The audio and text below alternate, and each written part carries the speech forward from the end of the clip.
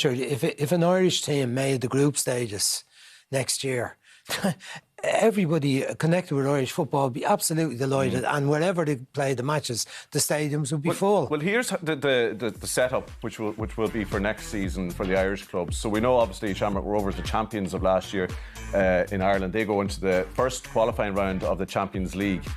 So basically it works out, and they're seeded in that.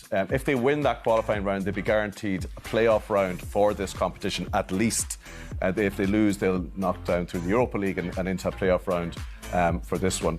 The other three teams, though, Brian, it's a tough road for them. You know, Pats would have 3 qualifying rounds to get through, and the other two, Sligo and Derry, 4 qualifying rounds. But there you can see, even in the Conference League, you know, guaranteed $3 million prize money if you make the group stage, which is big stuff in Irish football before you even sell a burger or a jersey. Yeah, but other clubs and other nations are going to be generating bigger amounts of money because they're going on a bit further in the tournament. Just to compare the type of difficulty you could have in getting to the group stage, when you look at Feyenoord's route, they beat a Kosovan team. They barely beat a Kosovan team back in July last year, 3-2 in aggregate. Then they beat a Swiss team, Lucerne, who we wouldn't be overrating Swiss football, but it would generally be considered far ahead of League of Ireland. Wales would be far ahead. And then they beat Elfsberg in the playoff round. A few years back, I think St Patrick's Athletic beat Elfsberg,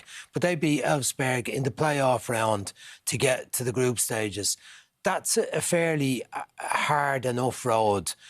So it wouldn't be easy. It won't be easy for any of the Irish teams to make it. But I know that the Irish teams are all very determined this year to try to win a couple of rounds and see where it takes them.